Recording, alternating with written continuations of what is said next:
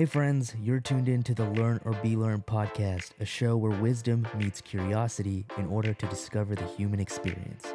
I'm your host, Shiva D, and remember, you either learn from or you're learned from. Now, let's get back to the show.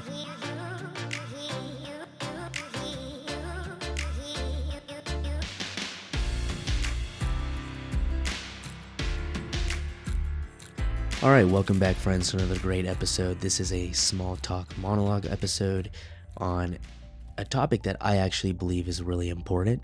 Here we have the idea of how to win friends, and partially this idea comes from the book How to Win Friends and Influence People by Dale Carnegie. But the reason I say this is such an important topic to me is it's played a very pivotal and important role in my life, from having people trust me with information.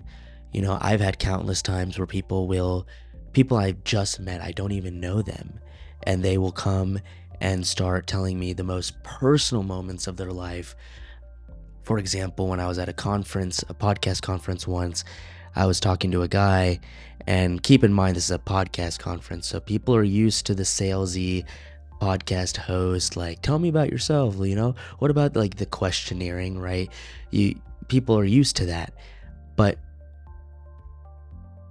I'm assuming my approach must have been a little different, and we'll get into that in this episode. But I started talking to this guy who's also a podcast host, and he's doing pretty well for himself, and we're just chatting.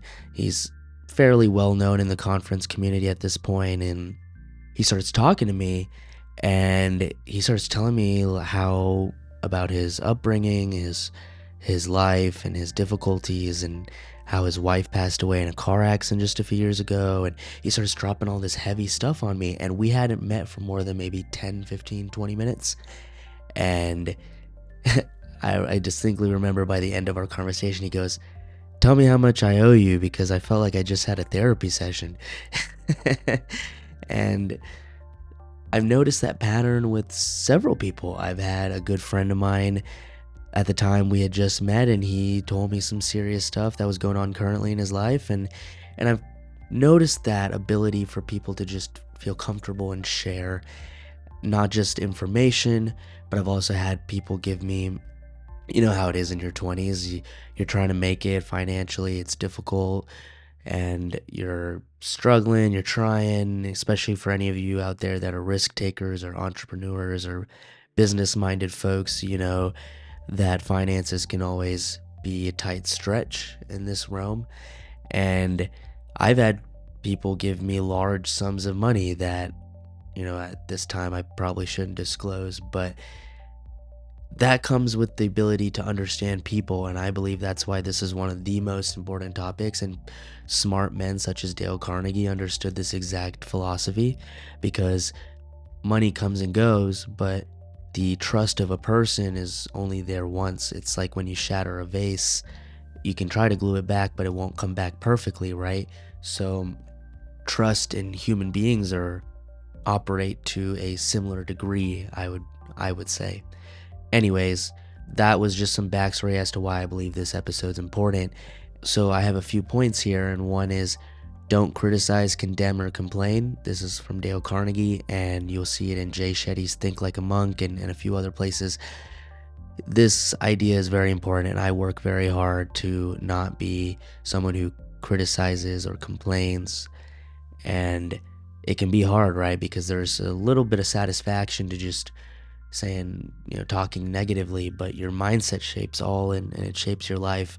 Not only that, it puts you on a certain vibration to other people's. Think about it. Whenever you're in an awful mood, do you think people want to talk to you, hang out with you? No, right? So this criticize, condemning, complaining, that puts you on a lower vibrational state against other people. Not to mention, I've also had this thought when somebody's talking about somebody else behind their back. One of my thoughts is, I wonder if this person does the same about me. And oftentimes that is always the case. So that's something to always keep out for. And if you want to win friends, you got to get good at keeping your issues to yourself. Maybe just sharing it with your spouse for a minute and moving forward if you have to. But I think the less you criticize and complain about life, the better things get because you're recalibrating your brain on where it filters, how it filters information, right? Information is neither good nor bad, it's only how you interpret it. So, and I'm sure many of you heard the farmer story where, there's this farmer, his, horse runs away. Everyone in the village goes, "Oh, that's awful." And he goes, "Maybe, maybe not." And then the next day he comes back with four more horses and they go, "Wow, that's incredible." He goes, "Maybe, maybe not." And then his son gets on a horse and starts riding it, breaks his arm. They're like, "Oh, wow, that's awful." He goes, "Maybe, maybe not."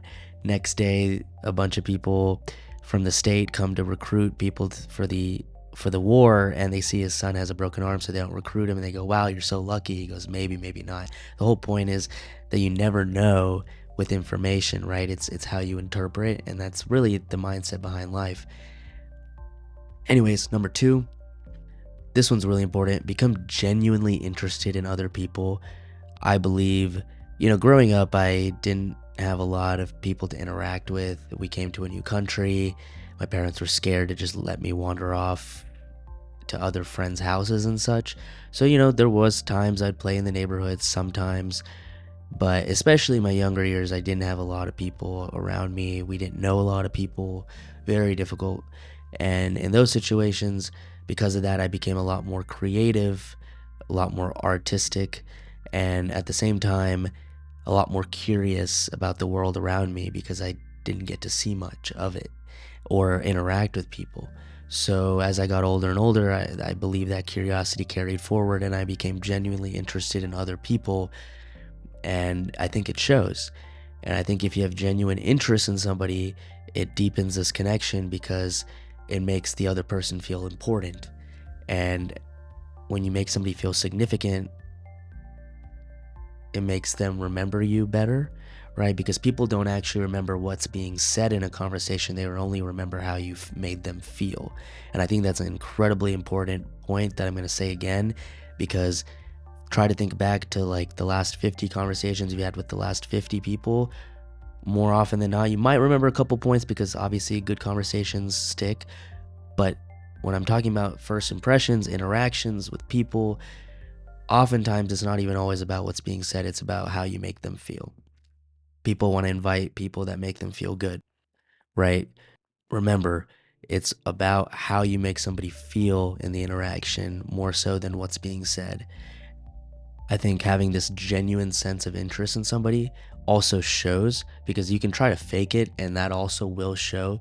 Humans are very good at picking up on nuances because what is it? Over 50% of our communication is nonverbal. So we pick up on subtleties and cues, facial expressions, micro expressions, body language, all sorts of things. So authenticity does show, and I believe authenticity is incredibly important. Speaking of winning friends over, there's no way you're going to win friends over if you're in a grumpy mood or you're tired or you have no energy. That's why I enjoy today's episode sponsor, Magic Mind. Magic Mind and I are teaming up again to share their amazing product that has ashwagandha, it has lion's mane, cordyceps mushrooms, and matcha, which is the green tea leaf where the caffeine comes from. And if for those of you that may or may not know, caffeine that comes from tea is a lot more sustained. It doesn't give you the jitters, it doesn't give you the crash, and it's a lot more mellow because of the components in the tea leaves compared to coffee. Coffee is a bit more concentrated and acidic and harsh, and it hits you. Tea is a lot more balanced of an effect, and that's why I really like it. Plus the neurotropics, which help you laser focus in. I love this product. It's just a shot and, it gives you sustained energy, creativity, focus, and all sorts of stuff. So if you're interested, my friends over at Magic Mind have given us a good discount and many people have tried this product. Joe Rogan's endorsed this product. There's been a lot of hype around it and rightfully so. So if you're curious and you want to try it out and you want your own shot of Magic Mind just to have some superhuman powers, go ahead and go to www.magicmind.com/belearned, BELEARNED. www.magicmind.com/belearned, and type in the code BELEARNED20, BELEARNED20, to get 56% off your subscription for the next 10 days or 20% off for a one-time purchase. And you guys try this out. Let me know what you think. I'm happy to support this product because I truly do believe in it, and that's the only way I'm ever going to endorse something. So, way to go, Magic Mind. Thank you guys for supporting my journey, and thank you guys for listening to the ad. Let's get back into it. Thanks. Number 3, smile. This one's simple. I think smiling is very powerful. I think in a subconscious, primitive sense, it eases discomfort, because if you think about it, back in the day when you were interacting with somebody new, you don't know if they're dangerous or not. So that's why, for example, if you keep your hands behind your back, it actually will make somebody uncomfortable subconsciously, because their primitive brain thinks you might have a weapon. So smiling also disengages that alarm system and makes the brain realize, okay, this is not a threat, because anything that smiles doesn't seem to be like a threat, right? Obviously, unless you're dealing with a psychopath or something. But in general, a smile goes a long way. I believe it's a really powerful tool.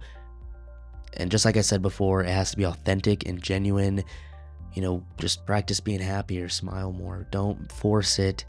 These things, I believe, develop over time. And I'm trying to distill and deconstruct how I believe I win friends and people. But this has to be all authentic. So it feels a little inauthentic to break it down and be like, these are the 5 steps to influence and win somebody over. But I think the key that brings us all together is authenticity and genuineness, because without it, it feels fake. And number 4, remember somebody's name.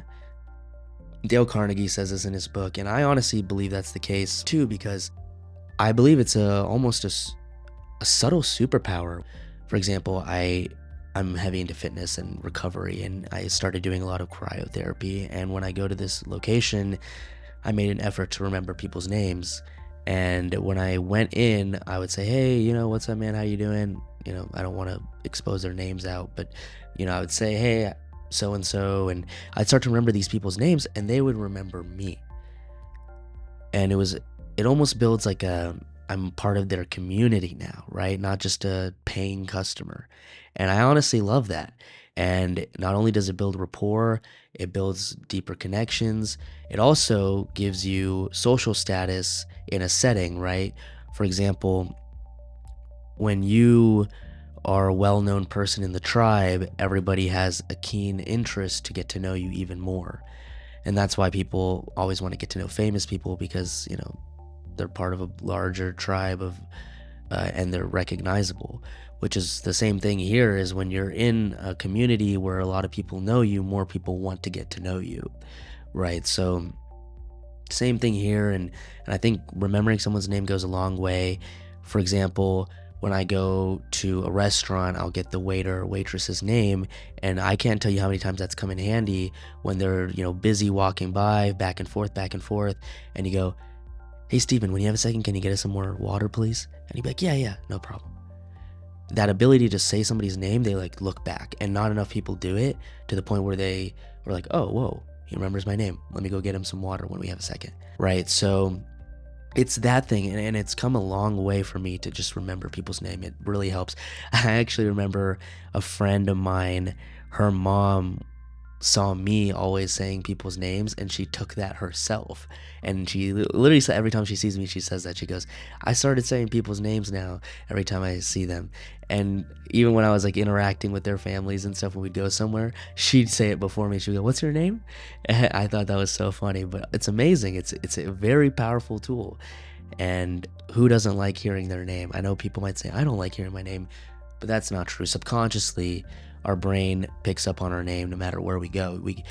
In psychology, there's this phenomenon, I forgot what it's called, but basically you could be in a crowded party, it could be really loud, but if somebody said your name, for some reason, you're able to pinpoint that from across the room, which means your brain is actively filtering out constantly for your name. which is absolutely insane if you think about it, which is why I believe it's also another reason it's powerful, because it can almost distort the flow of whatever is going on with that person, right? They could be busy, they could be thinking about something, and then boom, you say their name and they go, what's up? Right? So, anyways, lastly, be a good listener, encourage others to talk about themselves. In my opinion, I've noticed people love to talk about themselves and their interests. And when you are an active, attentive listener and you add to their stories, it makes them feel even more valued and makes them feel respected, which in return makes them feel significant and like you more. I can't tell you how many times, and this comes from being genuinely interested in people from number 2, but also being a good listener here at number 5. When you combine this, I can't tell you how many times I've actually been in interactions with new people and I learn so much about them, but they actually don't know much about me at all. But then they really like me, which I always find very interesting. Like, how do you like someone that you don't really know anything about? But it's because I made them feel a certain way. Because, like we said, it's about how you make somebody feel less than what's being said. Because I could tell them, oh, yeah, I work at this company and I did this for 3 years. And, on Sundays, I like to go play volleyball. And you can say all this stuff. Nobody's going to remember. Nobody cares.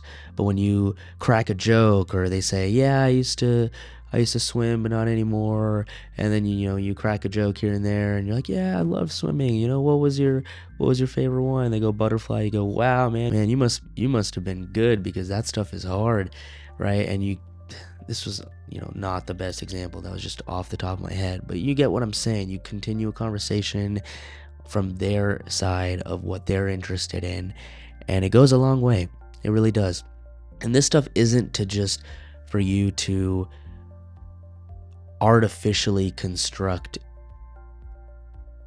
winning people over, right? This is about genuinely building connections and how to build deeper connections.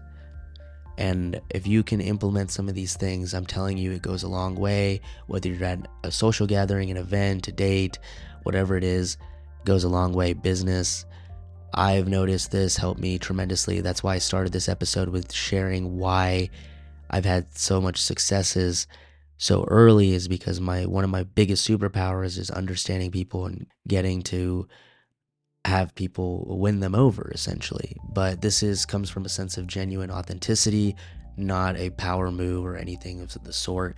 But I'm telling you, you win people over, you can move the world, because you can't do it by yourself. You need people. So the amount of people I've had help me financially or help me get into events or opportunities that otherwise would have never happened is incredible. And that only happens when you are authentic, you're a good person, and you genuinely want to see yourself and others grow. So thanks everybody for tuning into this episode. And remember, you either learn from or you learn from. Thanks. Bye.